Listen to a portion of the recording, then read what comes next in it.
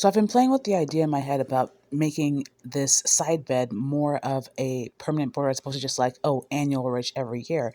And I'm thinking about what I might like to put on there. Maybe a sweet spire, spirea. What about some hydrangeas? And here we have the Invincibelle wee white hydrangea. I don't know why, but three of them is just what's sticking in my head. Like whatever I have, which shrub I have, it seems to be three of them, right? So this hydrangea gets, um, or is, I guess, whatever. It says 12 to 30 inches high.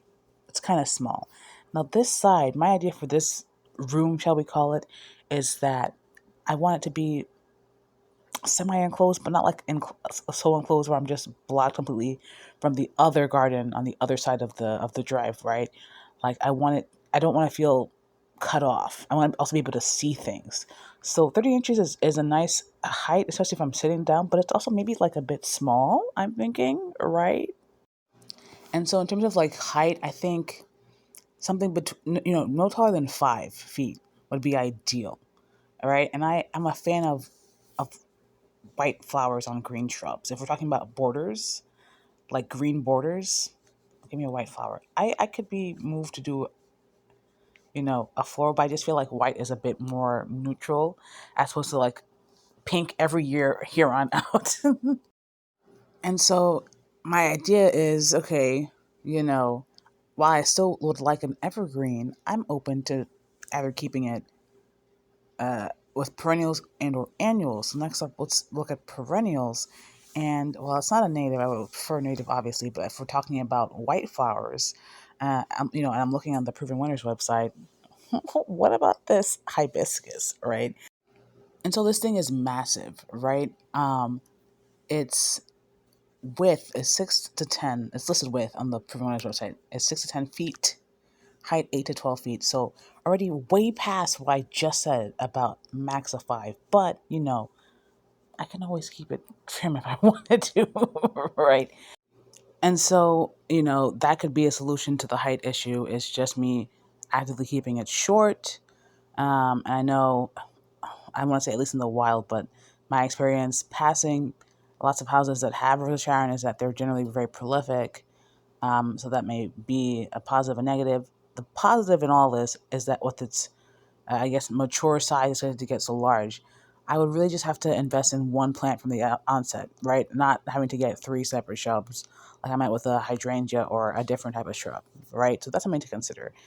I like, I guess, the look of this as I'm imagining it with this picture cut out. But I don't know, it's just not, I don't know. I feel like I want something that leans a bit more towards evergreen or more towards like border hedge, right? And so I don't think I said it at this point, but just to specify this area where I'm looking to plant, uh, you know, not really a lot of trees blocking light from any direction. At some point, when there's a little copse of trees to the east of this, but not enough to be like, oh my gosh, they're impeding the light. So essentially, this is just a full sun bed year round.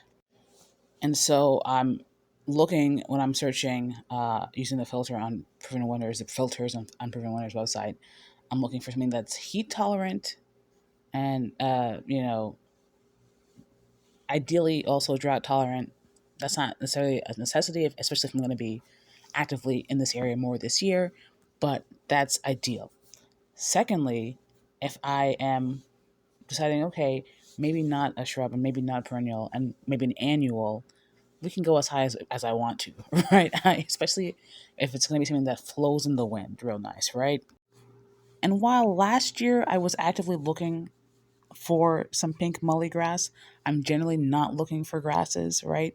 But this Prairie Winds, Niagara Falls switchgrass, it has that silvery look to it, that blue silvery, green silvery look to it. And that's the next best thing to white, right? In my opinion. And you can always underplant or interplant with a colorful array of annuals and whatnot to get that look that you're looking for. So I think this is the next thing I would consider is switchgrass. and it's tall. It's 4 by 4. Well, it's not tall, but it's it's approaching that 5 foot height I was talking about, right? But like you might see in this picture, there's just a lot of sedges already. There's a lot of broom sedge and whatnot. So I'm not really actively looking for that look, but something I would consider. And while the advanced searches have an option to search for a plant in a given height category, when I was looking for annuals that fell under tall and had white blooms, I was at most getting, at least on the Prairie website, snapdragons that were, around the 2 foot height. And so I'm like, I'm just giving up on annuals that are white. But I did find this penstemon that caught my eye. It is the Midnight Masquerade Beardstongue penstemon, and it's purple. I know it's purple, but it's about 3 foot 4 inches at its max height per, again, the Proven Winners website, which is not always the case, as we know. With something, it might get smaller, it might be taller. Penstemon, as a North American native, not only attracts bees, also hummingbirds, right? And also, its width spread, I guess, is a little less than 3 feet. I probably could have added a fourth one for this, but we're just visualizing with our mind essentially here.